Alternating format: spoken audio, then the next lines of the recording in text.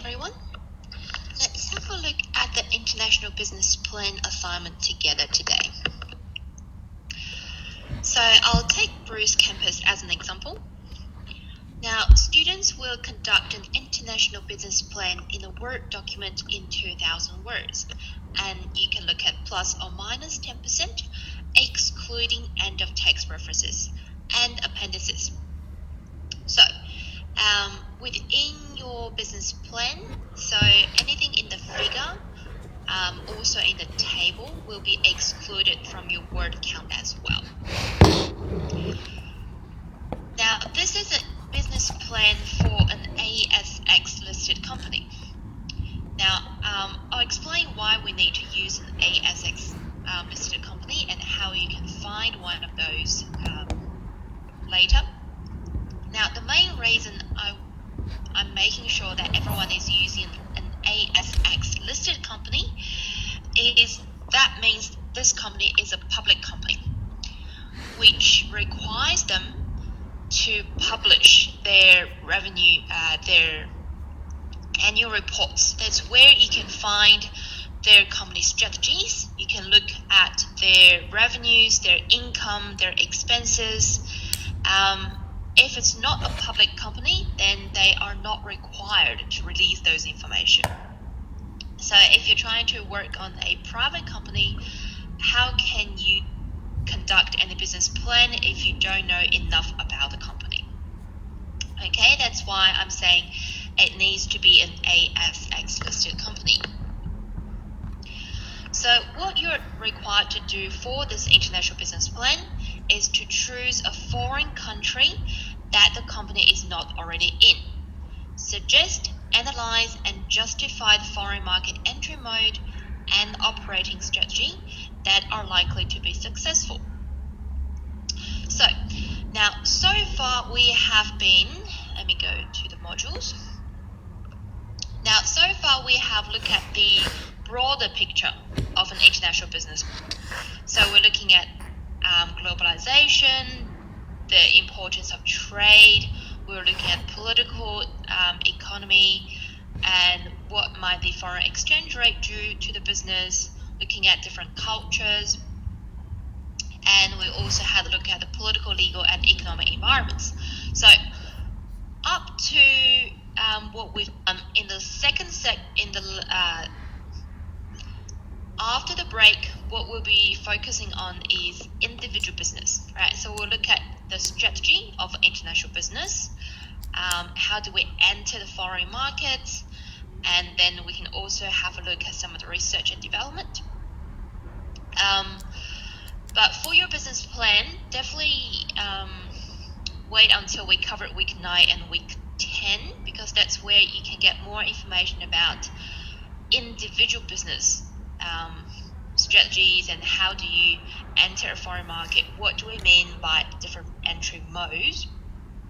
So definitely wait until you actually finish listening to week 9 and week 10 lecture recording.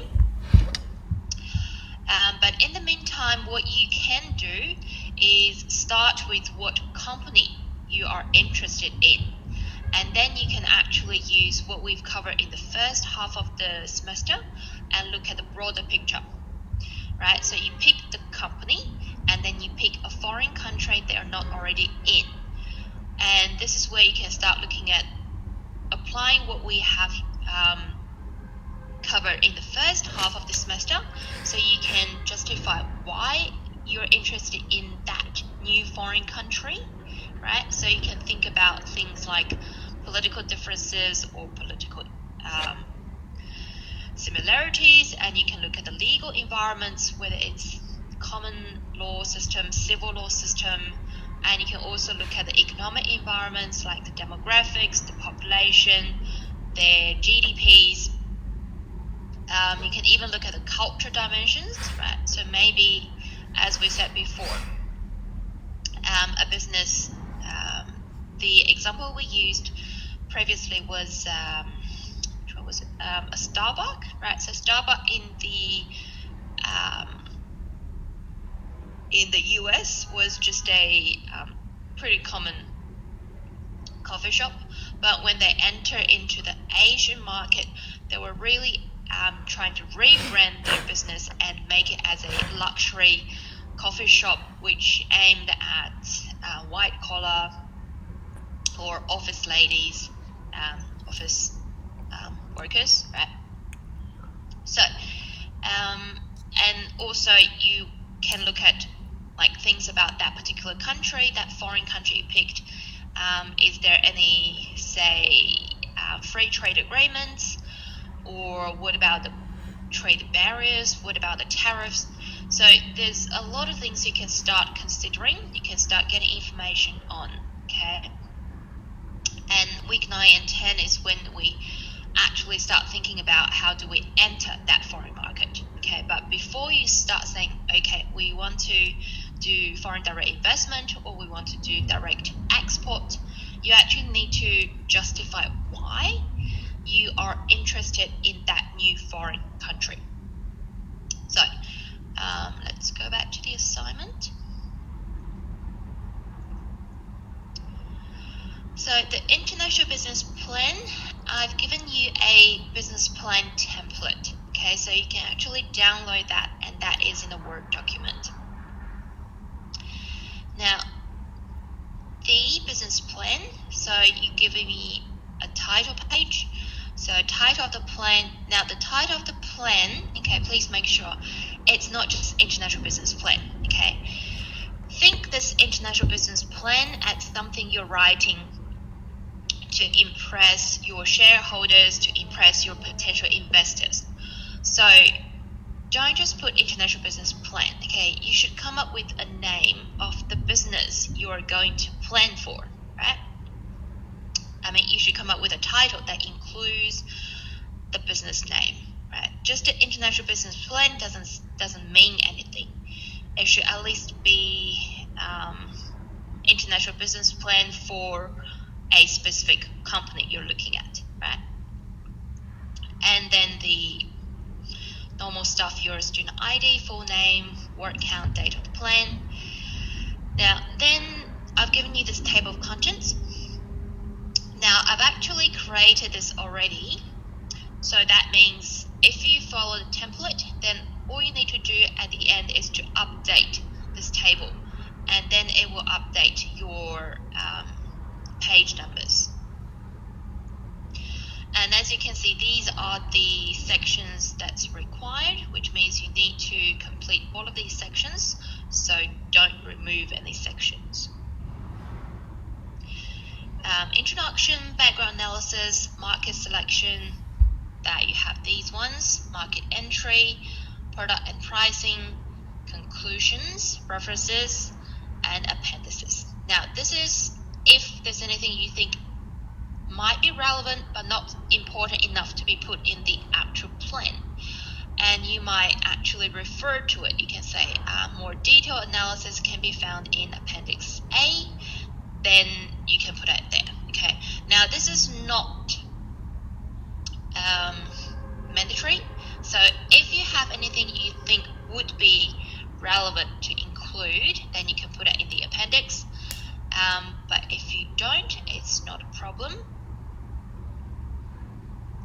So starting with introduction, right? So choose a public company listed in the ASX stock exchange, outline a very brief history and the key factors of success in the domestic market that have led to the success of the business. A healthy and successful domestic business provides a solid foundation for entering a foreign market. Okay, now this introduction should be a very, very brief one. Okay, so pretty much it's talking about what company you're looking at, how successful it is in the domestic market. I mean, really, there's no need to give me a super detailed history saying this company was founded in 1969 and then they went through how many years, how many owners. I mean, that's not really relevant, okay? So what we need, yes, you can say it was founded at what year, and then you can say it has been successful for how many years up to date, up to today. But really, you don't need to You don't need to give me a whole story about who started it, how many owners went through, what might be some of the battles they have to go through. That's not relevant, okay? Bear in mind, you're writing this international business plan for your shareholders and potential investors, okay? And your shareholders also include the business owner. So they don't need a lecture on how they started the company or how many generations have went past, okay? So focus on the company, on the business side. Now, then in the background analysis, in this section, you should give the shareholders, stakeholders some background information of why the business plan of internationalization is needed, okay? So this is important, okay? What you're doing is trying to convince your shareholders or potential investors that you are entering into a new market, okay? Now, your company, it can be a company that only operates domestically, and now they're looking at going international into a new country. So let's say we have company A, they've only did business in Australia, and now they're thinking about expanding to the USA, right? That's okay. That is internationalization, right? But you need to explain why it is not good enough to just operate in Australia. What's the rationale for you to expand into USA, right? So in order to make the most of your company's strengths and improve your weaknesses, the business plan begins with analysis of the competitive capacities of the company in relation to the foreign market in order to achieve profit maximization. Now, the key issues to address in this section are why the company should enter a foreign market, okay, and your overall objectives in entering this foreign market. So here I give you a few possible reasons, rationales. These could include spreading market risk, increasing product volumes, lowering unit cost, and improving brand image or profits, okay? Now, here I give you the key points. But when you actually need to justify in this section, make sure you expand, right? You provide more detailed analysis. Don't just say we're looking at spreading market risk, increasing production volumes.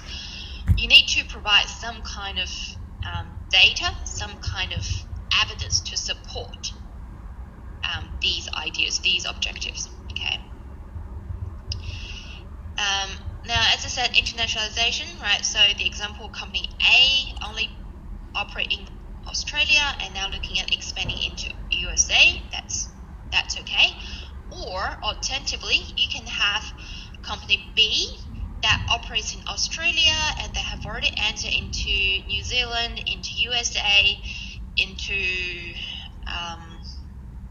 Canada, and now they're thinking about entering one of the Asian countries. So now they're looking at entering into China, okay? Then this China can be your new foreign market, okay? Now, when I say pick a company, I'm not saying you can only pick a company that did not have any international business before, okay? You can pick a company that had some international business already, but now they need to enter or they want to do business with a new foreign country, okay? That qualifies, that satisfies this assignment requirement as well. Now, then in the market selection, so basically in this background analysis is your strength and weakness and why do you need to look to enter into a new foreign market, okay? And in the market selection, this is where you actually start talking about which particular foreign market, which particular foreign country and why. So, now in the market selection, detail your target market and the key characteristics that led you to choose the market. So you should provide external analysis. Okay, so now it's not just about your business, it's about the foreign market you want to enter. So So external analysis includes identification of the economic, political, and social trends, which may affect the international evolution of the industry where the company plans to develop its activity. It really depends on the nature of your business, right? If your business is a high-tech business, right, and you haven't been able to get to Silicon Valley, then maybe that's something you want to set up a sub company there, or if you want to do some kind of business, right? Now, generally, companies do not have the capacity to influence in these trends. However, the company should know what these trends are. Positive trend constitutes an opportunity which the company can make the most of, and negative trend constitutes a threat which the company have to confront. So, now, this is where you need to think about the political, like trade barriers, free trade agreements, other things like social trends. Do they have a stable society? Are they looking at rights or a lot of other things? And also, like economic-wise, do you need to pay, say, extra tax in both countries, or do they have any incentives to attract foreign direct investments? And you should also think about, in the long term, let's say you decide to invest in China because you can take advantage of the low labor cost, but you see, you don't just produce and sell in China, you might think about exporting from China to other countries as well. So in that case, if you want to export to the US from China, then you might encounter some problems, right? So this is where you need to think about that country you have picked. Okay, so depending on what type of entry mode, what you want to achieve, then there might be different things you want to you might want to focus on, right? So for example, if you're trying to do direct export, right, so you're just trying to sell your product in that country, then maybe you just focus on how many potential customers you can get in that country. Then maybe we can look for, well, China or India. Great, they have large populations, and we find a whole group of customers that are interested in our product. Then we can just focus on demographics and looking at economic perspectives, right? But if, on the other hand, as I said before, you're trying to do a foreign direct investment, you want to invest in the factory, you want to produce, that means potentially you might need to export from that new country to other places. Then you need to think about what's this country's relationship with your other potential markets, right? Now, market positioning in target market. Your market position in the overseas market may not be the same as in the home country. A mass market product in the home country may be very high and overseas given import duties, freight, etc. So, this is really just about how you want your business brand to be viewed in this new foreign country.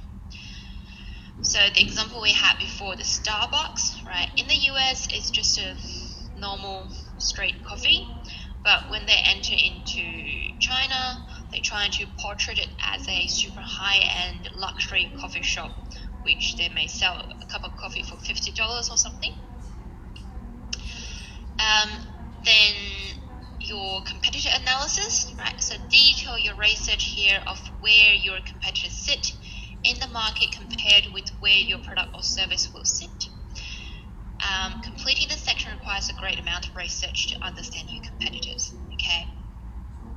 So the competitor analysis is you pick out your major competitors in the target market, but remember, it's not just say provide the whole list of competitors, you actually need to compare that with your own company, okay? Just giving me a whole list of competitors, what's their name, what's their market share, yes, that's helpful, but you should also provide information on where your service, your product will sit, okay? Are you better than them? Are you worse than them? If you are worse than them, then how can you compete with them? Do you compete with price, or are you going to go with varieties? So the competitor analysis, don't just leave it as a whole list of competitors. There's a reason you want to understand your competitor, because then you can link it back to your own business. You can bring it back to, say, what's your strength, what's your weakness, or in another way, what's your opportunity, what's your threat in this new market. Now then, the market entry. So pick a market entry, think about market entry strategy. Now please note, market entry strategies and market entry mode are not the same, okay? Now once we get over week 9, week 10, then you will see the difference. Just here, I want to point out that market entry strategy and market entry mode, they're not the same, okay? Now, market entry strategies, in this section, detail your market entry strategies. Does the company focus on increasing profitability or rate of profit growth, or both? Now, what is the company's strategic postures when competing internationally? Now, we will cover these different strategies in the coming week lecture. So, are they using a global standardization strategy, a localization strategy, a transnational strategy, or an international strategy? Okay? And once you identify one, you need to explain why. Okay? Now, the key thing about this business plan is make sure you provide reasons behind all your suggestions, behind all your proposed strategies or plan. So, for example, a global standardization strategy, as I said, we will get more detail into that, but an example that I normally use about a global standardization strategy company is IKEA. Now, if you look at IKEA's products and IKEA's layout is, you can say, pretty much the same in every country, okay? They just do a global standardization. They're not interested in localize any of their product. They're not interested in including different culture displays. It's just a very global standardized strategy. Well, IKEA is able to use that strategy because you can see their products serve a pretty uniform purpose to people in all countries, right? However, if you're thinking about, you are looking at let's say, accounting firm, then you will, of course, need to localize your strategy, right? Because you have to understand the local legal rules. You need to understand the local business, how they operate. You may have a Western company who focus on hiring professional managers, CEOs, but then if you go into like a Thailand company, then they're probably more of a family focused. So there are different things you have to think about, right? Now that's a market entry strategy. And then once we get to market entry mode, okay, so suggest, analyze, and justify a foreign market entry mode for your selected company. Now the foreign entry mode, we will talk about that in week 10. So it can be like export, direct, indirect. It can be investment, foreign direct investment. You can do things like joint ventures. You can do wholly owned enterprises, or you can do franchisees or some of the other entry modes, right? So make sure you critical analyze the advantages and disadvantages of the entry mode in relation to your company and the target market. Okay. Now, when we talk about entry modes in our lecture, we will have advantages and disadvantages analyzed. But in your plan, I'm not looking for a simple copy and paste from the lecture slides, okay? You need to link it to your company and to your target market. Now, for all the advantages or disadvantages of that particular entry mode, maybe not all of them apply to your company, or maybe they all do, but you need to link them. You need to provide reasons. You need to justify. It's not just say we pick direct export as our entry mode, and the advantages are 1, 2, 3, 4, and disadvantages are 1, 2, 3. Okay, not that. You need to link it to your company, to your target market. For example, in one of the advantages in the export might be you don't need to worry about, what was one of the advantages?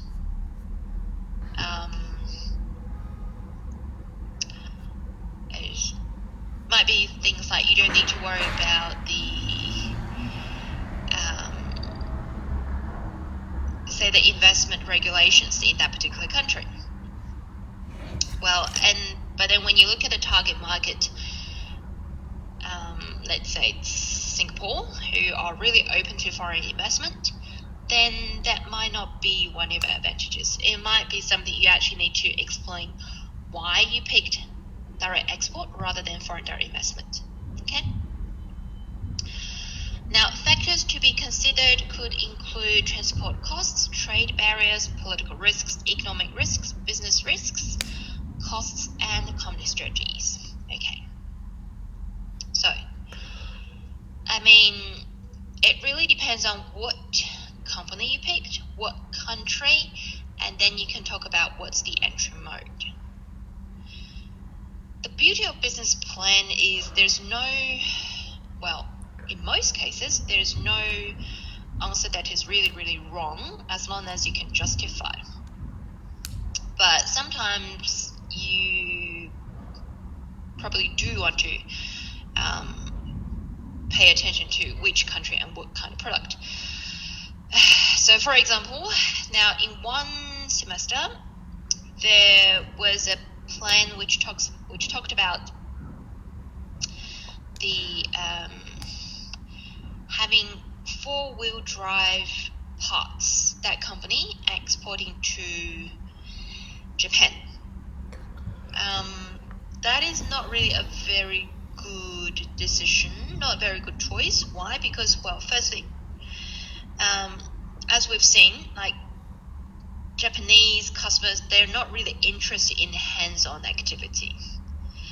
And if you look at Japan, their streets and their space, they're not really interested in having a 4-wheel drive, and they don't really want to fix those 4-wheel drive themselves, the customers. So if you think about exporting the 4-wheel drive parts into Japan, you may not have a very good market, right? Because they're not interested in your product. All right, then the selection of customers, distributions, and or partners. So you need to think about your market segmentation. Who are your customers? Are you targeting female customers, male customers, customers with higher income, customers with who pay more attention to healthy lifestyle, healthy food, or people who share the same interests in particular things. So you need to think about your market segmentation. And distribution strategy of your company. Well, this is pretty much saying which relates to your entry mode, right? So if you're doing direct export, then you need to think about how you're going to sell your products. Do you sell it to individual consumers, or do you sell it to wholesalers? Or if you're doing indirect export, do you find an agent who work as the middleman? Or if you are going to do joint venture, then who will be your partner? So this is something you need to consider here, right? Now that relates to, you see, this is in the market entry section. So it really follows your market entry strategy and your market entry mode.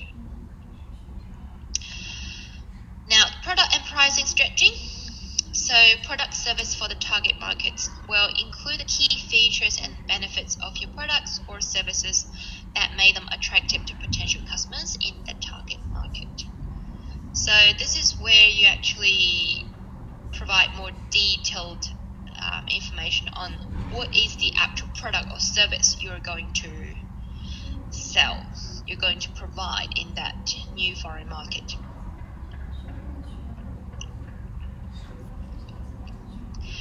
Now, you might say, well, over here, we've also talked about here, compare with the product or service. But you see, this is where you actually kind of link it back to your competitors and find your opportunities and threats. So this is more of a general thing saying your product is better than your competitors or your service is more localized. And then in this section, you actually talk about what are you going to sell? What are you going to provide? And you see, you might also need to be pick and choose. When you enter a new market, you probably don't want to introduce all your products at once. You might want to test the water, start with one or two of your key product, see how the market responds, and then later introduce more. Then in that case, you need to say why you picked that product, and why do you think it will be suitable for that market. And then changes to product service required. So outline changes or why no changes that will need to be made to your product or service for the target market. Now, these can be quite simple things like packaging, design, or size, but also like branding, labeling, design changes, redesigning content. So it really depends on what is your product, what is your service, right? Because when you think about packaging, design, or size, I mean, even if you look at beer, right? If you want to export beer, now beer bottles in Australia normally comes in 330 ml or 375 ml. But if you look at beer bottles in, let's say, China, right? So the beer bottle there, you will seldom see them in 330 or 375. They actually sell it in much larger bottle size. Was it 500 or like 650? So it's a much bigger size, right? If you just export what we have in Australia, the consumers may not be interested in that size. And then branding, right? Labeling, right? So that might be something if you're trying, for example, if you're trying to export your wine into the European market, pick one of the countries, then you need to think about the labeling, because in some places they actually asked you to label clearly where you get a grape, where you actually brew the wine, and in other places they might just say, okay, it's imported from Australia, and that's it, right? So you need to think about the labeling, and also in different countries they may have different requirements. In some countries, they have a specific requirement saying you can't use children in your advertisements. That also means you can't use children image on your packaging stuff, right? So just like those, and redesigning contents. Well, for example, if you're trying to sell a car in Australia or in Japan, of course, it will be on different. We drive on different side of the street, right? So that means you need to change the wheel and the driver's seat and the passenger seat, and possibly some of the other things. Like when you sell a car in which country? There's one European country. They actually require any car that goes on that hit the road will need to have a daylight on. But in Australia, as you know, we don't require a daylight on, right? So in that case, you may have to change your design. So any cars that's been sold to that particular country, you need to make sure once you turn on the engine, the daylight is automatically on. You don't have to turn it on, right? Pricing strategy, right? Discuss your company's pricing strategy in the target market. Factors to be considered could include value, demand, cost, and retail price. So how are you going to price your product, right? How are you going to make some money? And then conclusion, right? So a summary, what's the market, why, and some of the things like that, right? And the references. So references should follow UC, Harvard, author date referencing style. And any appendices if applicable.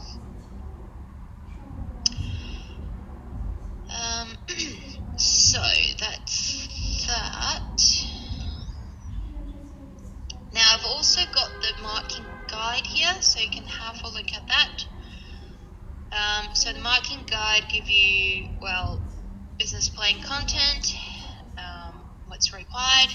If you have a missing component, you may be taken 5% off each component. Business plan organization,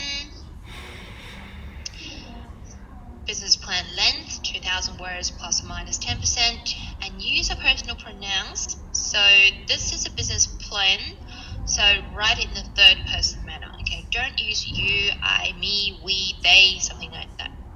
Sorry. Make it,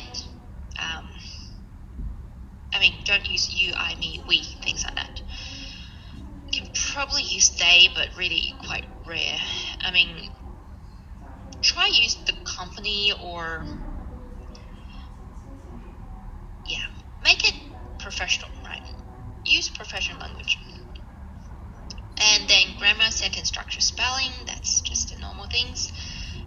Don't use excessive direct quotations. Sometimes you might find it really tempted to quote large paragraphs from their CEO or their CFO. Really, there's no need to quote exact sentence from them. Just pick out the key points and then summarize it in a sentence or two.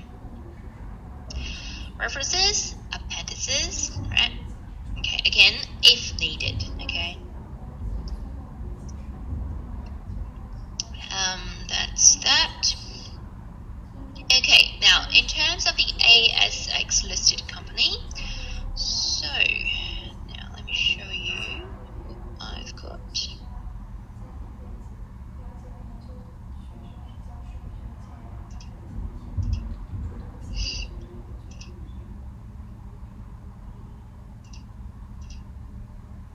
Okay, so this is the ASX website.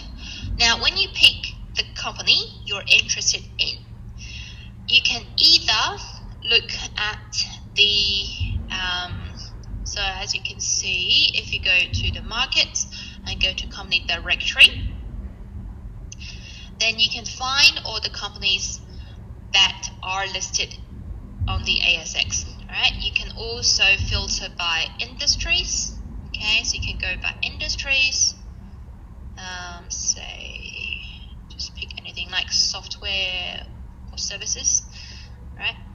And then it shows you these two companies, right? And then when you click on it, you can find all of these little things about their share price. That's really not of our interest. After all, this is a business unit, okay? It's not a financial accounting unit. Now, the reason I say it needs to be an ASX listed company is because you can then find things like their announcements of the company. You can find their their annual reports, and also you can actually go to their website, right? So this is where you can go to their website.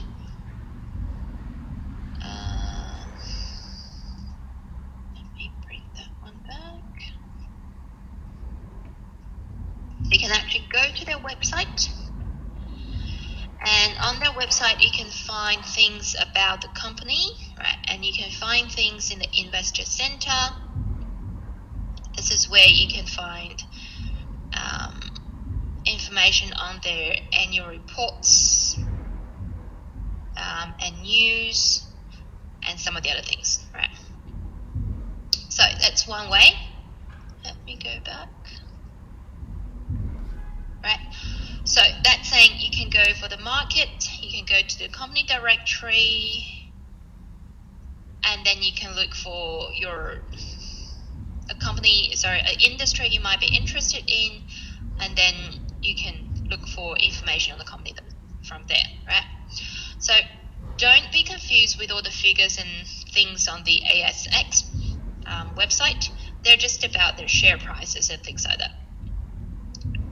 As you see in our template, we don't really need much information about the share prices. But then again, if you want to say the company is doing very well, investors are having great confidence in it, then you can probably say their share prices are looking at increasing every year or decreasing or whatever. But share price analysis is not needed, okay? It's not compulsory, it's not necessary.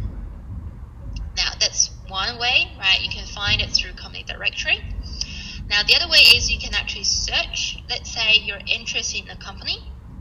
For example, take Blackmores, right? So I take Blackmores, and then it showed me, okay, Blackmores is actually listed on the ASX, right? So then I can go to that company. If you pick any other company, let's say Nature's Way, right? And then as you can see, they're not listed, okay? So let's bring back Blackmores. Okay, so if you're interested in a company and then you just search on the ASX and to find whether they are listed or not, whether it satisfies the assignment requirement, right? And then we click on that.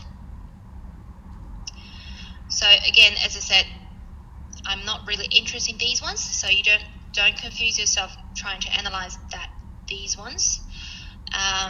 But you can get things like the announcements, different reports,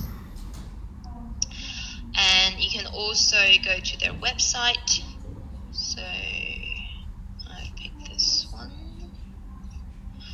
So we can go to their actual website. Now, as you can see here, you can get, these companies, you will notice they focus on trying to sell their products, right? But if you go down to the bottom of their website, this is where you can find a lot of things like Investor Center, about the company, their media center. So this is where you can actually get some information about whether they're looking at investing in a particular new market or things like that. And then you can see here international markets. So Blackmore already tells us they have entered into these markets, right? Well, in that case, you can't do anything. You can't pick any of these countries, right? But then you can. So we can see they don't have USA, right? So we can say, all right, what if Blackmore want to enter into the USA? Well, in that case, you need to analyze the country, right? And you need to be product specific. See, Blackmores, they might fall under they might have to work with the FDA in the US, right? So then you need to think about what are the rules, what might be some things, are there things that they can sell in Australia but not in the US, and that leads on to your product section, right? And then you can look at their media center, right? So they may have not this one. Okay. Well, sometimes you can find their announcements and their news and things like that. And you see with Blackmores, and also they can also find things from their from the news. So you can search for Blackmores and then let's say for news. And I remember they had a news in February sometime about trying to enter into potential going to India market. Yeah. So like that one. So they might be looking at trying to enter into India market, and then you can use that as some of your references as well. So that's the assignment, right? So we've went through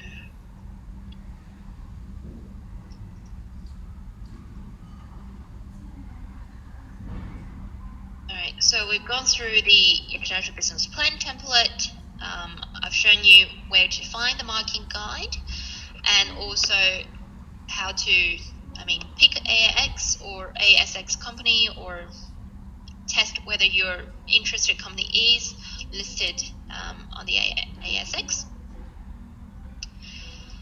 And so, there we go. All right. Again, as I said, you can start planning, you can start looking for the company you're interested in, but the week 9 and week 10 lectures will also be very useful for your business plan. Okay, so start looking at company you want to work with. Start looking at which foreign country they haven't entered into, and then you can get some background on the company, get some overall analysis of the country, right? And then once we cover week 9 and week 10, you can